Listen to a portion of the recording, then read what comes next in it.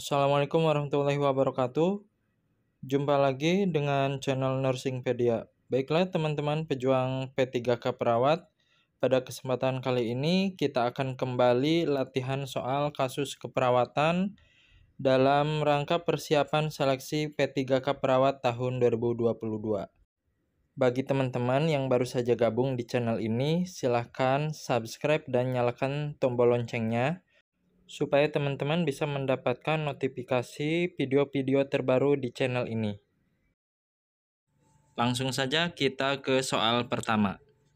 Ada kasus seorang laki-laki usia 40 tahun dirawat di rumah sakit jiwa 5 hari yang lalu dikarenakan marah-marah dan keluyuran kemana-mana.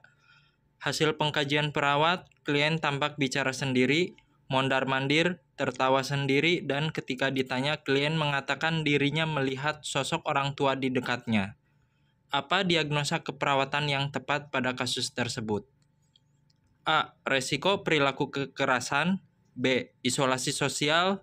C. Waham. D. Perilaku kekerasan. Atau E. Halusinasi. Adapun jawaban yang tepat untuk soal nomor 1 ini adalah E. Halusinasi. Kita lihat data fokus yang menunjang yaitu klien terlihat bicara sendiri, mondar-mandir, tertawa sendiri, dan klien mengatakan melihat sosok orang tua yang berada di dekatnya. Jadi dapat ditarik kesimpulan bahwa diagnosa keperawatan yang tepat pada kasus ini adalah halusinasi. Soal berikutnya adalah soal nomor 2. Seorang perempuan usia 32 tahun mengalami kecelakaan tunggal, akan direncanakan tindakan pembedahan. Hasil pemeriksaan, pasien mengalami perdarahan abdomen, nadi 118 kali per menit, respirasi rate 25 kali per menit, tekanan darah 80/60, dan saturasi oksigen 80%. Apakah masalah keperawatan yang tepat pada kasus ini? A. Perfusi perifer tidak efektif. B. Resiko perdarahan. C. Resiko shock. D. Resiko infeksi. Atau E. Resiko penurunan curah jantung. Untuk soal nomor 2 ini kita lihat data fokus yang ada yaitu pasien mengalami perdarahan pada abdomen. Nadi 118 kali per menit, respirasi rate 25 kali per menit, tekanan darah 80/60, dan saturasi oksigen 80%. Maka masalah keperawatan yang tepat adalah resiko shock, di mana tubuh mengalami ketidakcukupan aliran darah ke jaringan tubuh yang dapat mengakibatkan disfungsi seluler yang mengancam jiwa. Maka jawaban yang tepat untuk soal nomor 2 adalah C, resiko shock. Oke, kita lanjut ke soal nomor 3. Seorang pasien 46 tahun dirawat dengan AIDS hari keempat. Pasien mengeluh nafsu makan menurun, sering nyeri perut dan diare. Berat badan pasien saat ini 37 kg, tinggi badan pasien 156 cm. Hasil pemeriksaan fisik, tampak sariawan pada mukosa mulut pasien, mukosa mulut tampak pucat, dan pasien tampak lemas.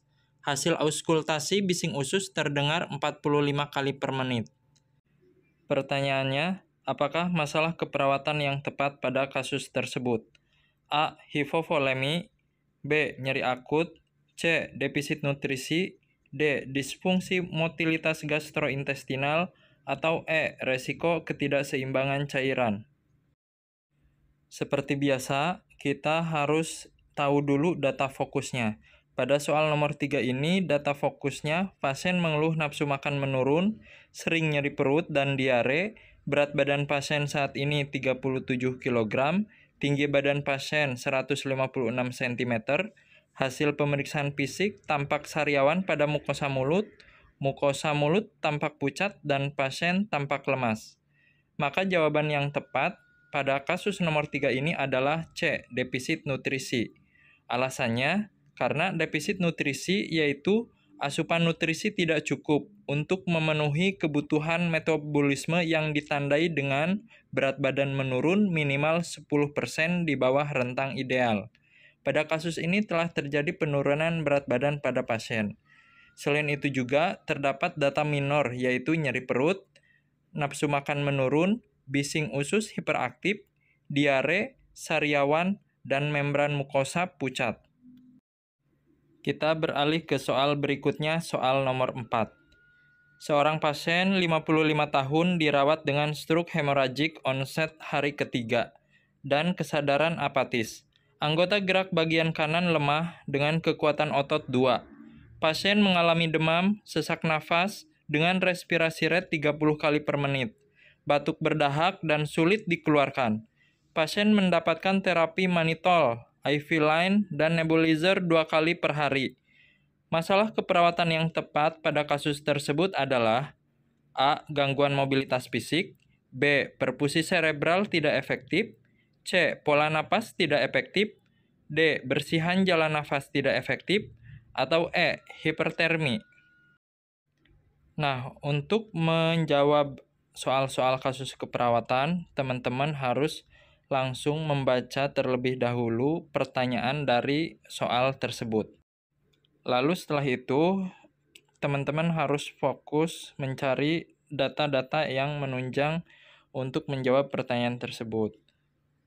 Dalam kasus ini, data fokusnya pasien dengan stroke hemoragik, onset hari ketiga, dan kesadaran apatis, sesak napas dengan respirasi rate 30 kali per menit, batuk berdahak, dan sulit dikeluarkan. Jadi jawaban yang tepat untuk soal nomor 4 adalah D. Bersihan jalan nafas tidak efektif. Rasionalnya, yaitu bersihan jalan nafas tidak efektif didefinisikan sebagai ketidakmampuan untuk membersihkan sekret atau obstruksi jalan nafas untuk mempertahankan jalan nafas tetap paten. Berikutnya soal terakhir yaitu soal nomor 5.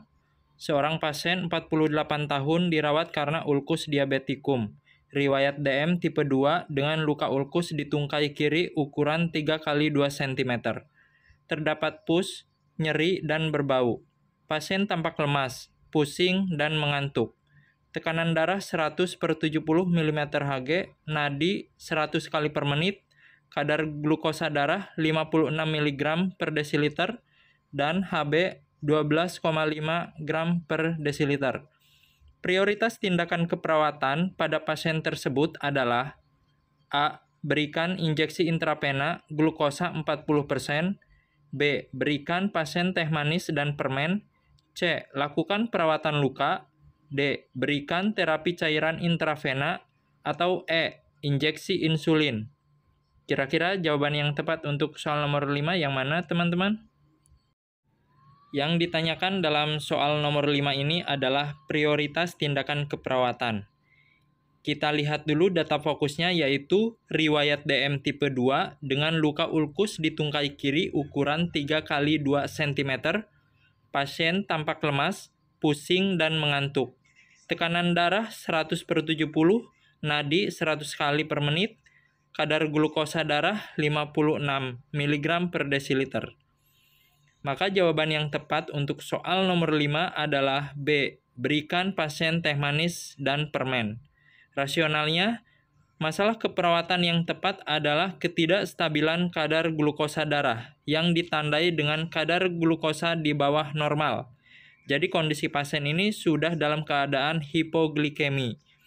Pada kondisi pasien yang masih dalam keadaan sadar, maka tindakan keperawatan yang tepat adalah memberikan pasien teh manis dan permen agar kadar glukosa pasien bisa meningkat kembali. Demikianlah pembahasan latihan soal untuk persiapan tes P3K perawat pada kesempatan kali ini. Semoga bisa bermanfaat untuk teman-teman semuanya. Jangan lupa like, share, dan subscribe channel ini untuk mendapatkan notifikasi video-video terbaru dari channel ini. Terima kasih. Assalamualaikum warahmatullahi wabarakatuh.